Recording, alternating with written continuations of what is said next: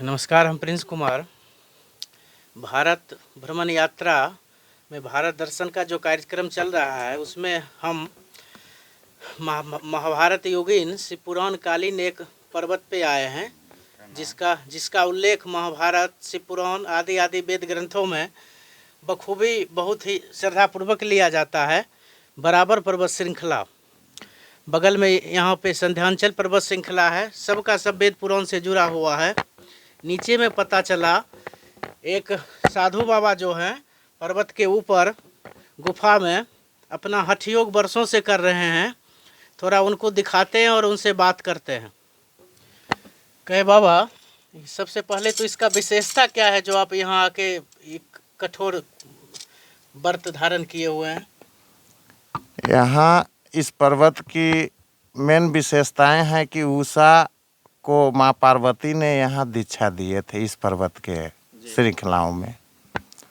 और यहाँ से बानासुर और कृष्ण भगवान के युद्ध से भी मिला जुला बात ग्रंथों में मिलते हैं। ये तपोस्थली है। यहाँ लोमस ऋषि, श्रृंगी ऋषि, ये सारे ऋषियों ने भी आकर के तपस्या किए हैं। ये तपोस्थली है। यहाँ पर हमने 2002 में आए थे, तो इसी पर्वत का, इस चट्टान का सहारा लेकर के हमने समय को व्यतीत किया हूँ, साधना किए हैं। इससे नीचे उतरते ही फिर पानी का व्यवस्था की आवश्यकता पड़ी तो कुआं का निर्माण हुई है गांव के बंधु बांधवों के साथ। और गते गते आश्रम का विकास हेतु ही कामनाएं साधु की रहती है, इसलिए इस पे बराबर विकास कार्य में ही जनता का सहयोग से कार्य को बहुत बड़े विकास की ओर ये आश्रम जाने का एक लक्ष्य था। और आज देखने में सत्य दिखाई दे रहे हैं। कहे बाबा कि जब साधना का अनन्य स्थान बहुत है तो इस संकीर्ण गुफा में साधना तपस्या करने का क्या तात्पर्य है? शरीर जो है, शरीर का योग माध्यम एक अध्यात्म का मिलन करने का मार्ग है। और इस चट्टानों में जो हमने अनुभूतियाँ प्राप्त की है, इससे हमारी शरीर का बनावट जो है योग प्रशिक्षण में गुजरा है, बहुत मदद की है ये सब चट्टानों में रहने के उपरांत हमारे।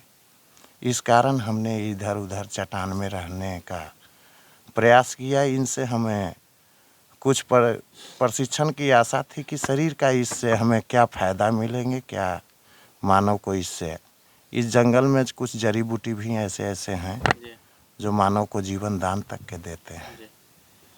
बाबा, ये समाज के बारे में जो सनातनी है या जो मनुष्य है उसको विशेष आप क्या संदेश देना चाहते हैं यहाँ से?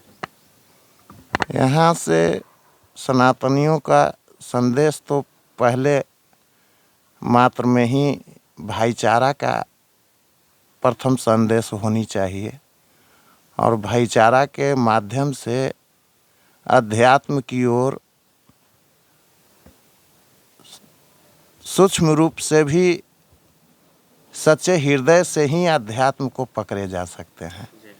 और अध्यात्म क्या है, उसका 3 गो मार्ग है, योग, जप और तप। योग माध्यम गृहस्थी जीवन, तप माध्यम जप माध्यम। संतों को भी इसी मार्ग पे चलने पड़ते हैं। लेकिन कुछ जो हैं गृहस्थी जीवन में अल्पकाल में ही तपस्या या भावनाएं पूर्ण होते हैं। और तपस्वियों का काम है कि जन कल्याण के लिए अपने सारा जीवन को तपों में अपने गुजारते हैं। जैसा कि आप देखा सुना, और ये जो बराबर पर्वत श्रृंखला है उसके ऊपर बिल्कुल मध्य कह सकते हैं, रहस्यमयी गुफा के से होके एकदम संकीर्ण रास्ता ऊपर किसी तरह ऊपर चढ़ा जाता है। हम लोग भी किसी तरह रेंगते हुए ऊपर चढ़े हैं। और यहाँ एक साधु बाबा जो हैं वो देख लीजिए कि कितना मुश्किल से एक हाथ का भी मुंह का एंट्रेंस नहीं है, ऊपर जाके और संकीर्ण हो रहा है, उसमें हठ साधना कर रहे हैं। अद्भुत दृश्य है, अद्भुत रहस्य इसको कह सकते हैं। और ये पर्वत जो है वो पुराने काल में ऋषि मुनियों का बहुत बड़ा तप स्थली रहा है, और जैसा कि कह सकते हैं आज भी है। इस पर्वत श्रृंखला के चारों ओर बहुत जगह आपको एक से एक हठ योगी मिल जाएंगे। उसी में एक जो योगी हैं, जो एक साधु हैं, उनका हमने दर्शन आपको कराया। धन्यवाद।